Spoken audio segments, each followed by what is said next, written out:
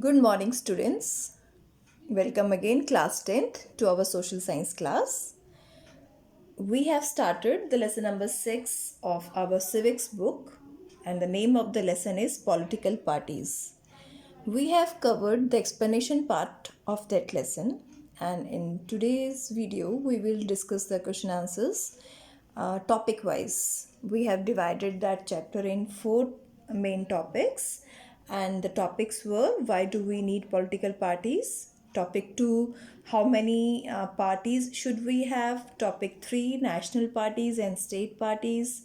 Topic 4, challenges to political parties. And topic 5 is, how can parties be reformed? So all these 5 topics we have covered so far in our explanation part, and from today onwards we will discuss the question answers thoroughly. First, in this video today we will discuss the 2 topics of this chapter we done so far.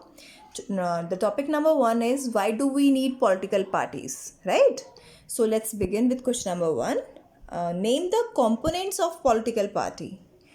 What are the main components of political party?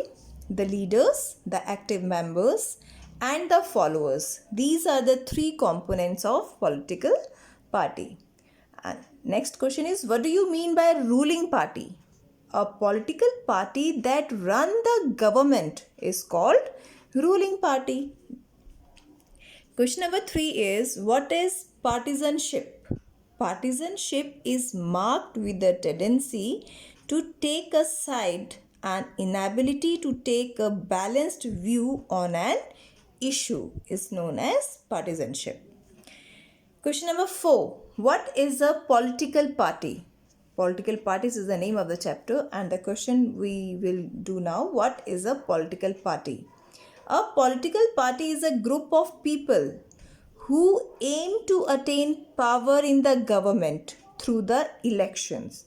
And in other words, we can say that it is a group of people with similar policies and programs who come together to contest elections and hold power in the government. This is the political party. Next question is, what does the opposition party do? Now there is a difference between ruling party and opposition party. We have discussed the ruling party that run the government is known as ruling party. Now what is the function of the opposition party? Those parties that lose in the elections play the role of opposition party to the parties in power, and the party in power is known as ruling party. Now what are the functions of what the opposition parties do? Let's see.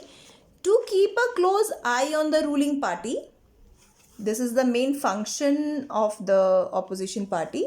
They criticize the wrong steps taken by the ruling party. You have often seen in the videos of in the news channel in the Lok Sabha, when we see the Lok Sabha session, that the members of opposition party just blaming the ruling party that you did this wrong, you did this wrong. So this is the main function. They criticize the wrong steps taken by the ruling party. Point third, they ensure that the ruling party does not misuse its power.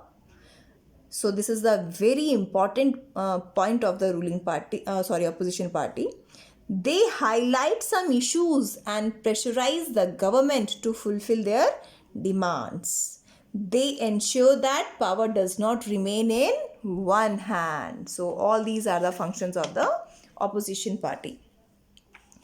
Question number 6. What are the disadvantages of political parties? Every content has its advantages and disadvantages. Now let's discuss about the disadvantages of political parties. Some leaders of political parties indulge in corruption, means such as rigging, unfair means, booth capturing to capture power. So the more political parties we have, the more mishappenings or the more social crime we have. So this is the main disadvantage, demerit of the political parties. Top leaders of political parties concentrate all powers in their hands and dominate over the other ministers. So one leading leader has concentrate all the powers in his own hands and dominate two other ministers. Some political parties divide people on caste, religion, region and language basis and create division. Yes, we have noticed that some leaders, some political parties divide the people on the basis of caste, religion, region. Point 4. Some political parties encourage casteism and communalism to keep their vote bank intact. To keep their vote bank strong, they encourage the casteism and communalism. Now, question number 7. Explain two functions each of the ruling party as well as the opposition parties. Now, these are the two main parties in the country. One is ruling party and other is opposition parties. We have discussed this here in this questions, what the functions of this, but you can understand again this. Function of the ruling party. Ruling party means which runs the government, the party which runs the government. So first point, main point of the ruling party is they play a major role in making laws for the country. Yes, ruling party is responsible to make laws. They form the government and run the country. Obviously, ruling party, the winning party will form the government and run the country. They recruit leaders, train them and then make ministers to run the government. So these are the three main functions of the ruling party. Now opposition. Functions of opposition parties. They oppose the government by voicing different views. They criticize government for its failure and wrong policies. They mobilize opposition to the government. So these are the functions of opposition parties. Now question number 8. Political parties are a necessary condition for a democracy. Analyze the statement with examples. The other form of this question is, why can't modern democracies exist without the political parties? Why democracy does not exist without political parties? This is the simplified way to ask this question. So this question may be come in these two main forms. So what will be the answer? What is the answer? Let's see. Political parties are necessary condition for a democracy because we cannot think modern democracies without political parties. Yes, of course. In case there are no political parties, every candidate in the elections will be independent. No one will be able to make any promises to the people about any major policy changes. So this is why the political parties are necessary. Elected representatives will be accountable to their constituency for what they do in the locality. For example, for Ambala, we can see that the winner candidate from Ambala will see only the local area, local constituency. He will not bother about the whole country. So, but no one will be responsible for how the country will run. This is why we find political parties in almost all countries of the world. Political parties agree on policies and programs to promote collective good and influence people to know why their policy is better than others. When there are different political parties, only then we can make a difference. We can compare one with other. So, political parties agree on policies and programs, right? Point 4. The absence of political parties would affect a democracy badly. In case of absence of political parties, there will be a bad effect on democracy. The interest of all the people would not reach to the parliament. Exactly. When our representative is in our locality only, then how we can give away our views or our needs or requirements to the parliament. So, political parties all over the country should be necessary. Therefore, some sections of people would remain behind the mainstream. If we have no political party, then our some sections of the people would remain behind. Point 5. The role of opposition party in a democracy necessitates the existence of political parties. We have discussed this in the previous question. As societies become large and complex, they also need some agencies to gather different views on various issues and to present this to the government. That's why political parties are needed. So this is all in this question. Question number 9. Political parties play a major role in democracy. This now we have to discuss the role of political parties. What important part they play.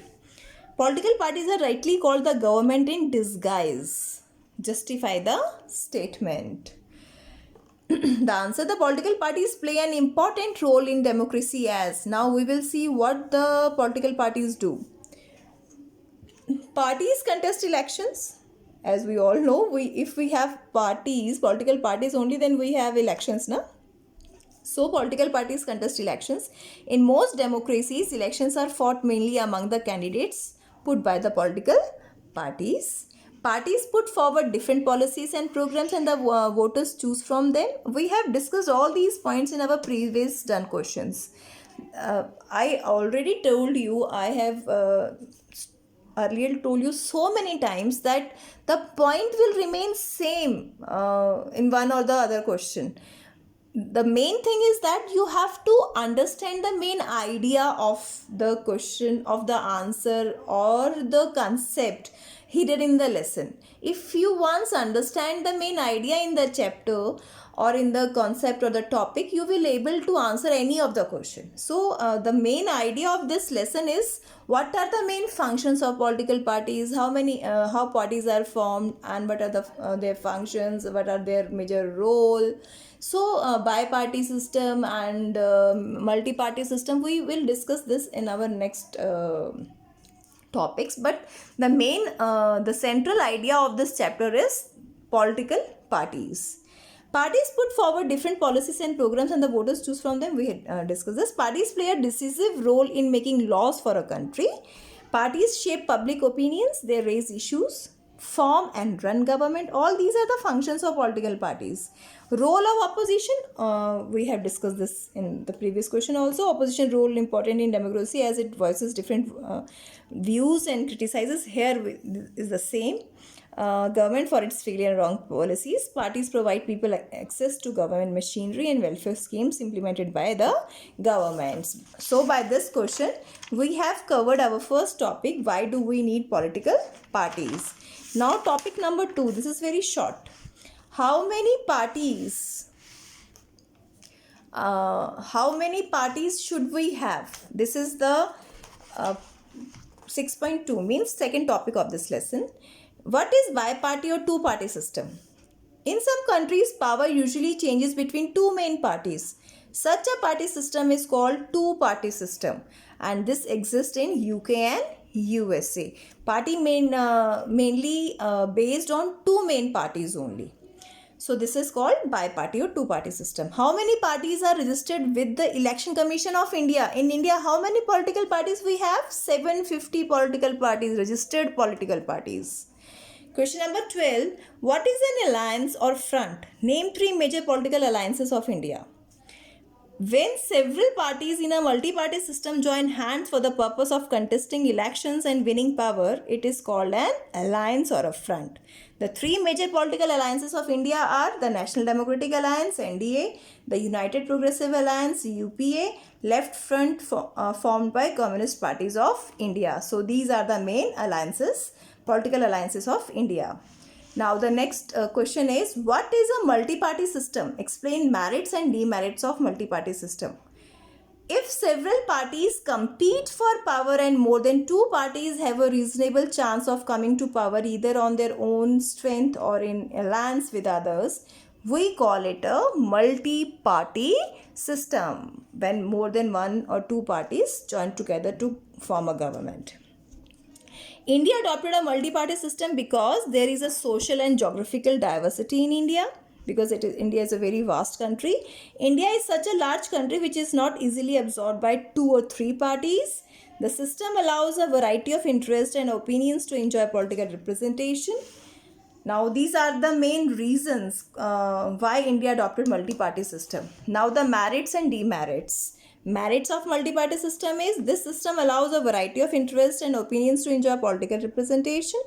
People can make a choice between several candidates. These are the merits. Now look at the demerits. No one party is likely to gain power alone. Therefore, it leads to difficulty in formation of government, leads to political instability, and often appears to be very messy. So, with this, we have covered the two topics of this lesson, explanation and question answers also.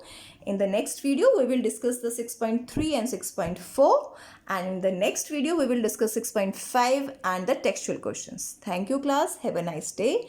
Please note down all the question answers in your Fair notebook very neatly and carefully. So, thank you. That's all.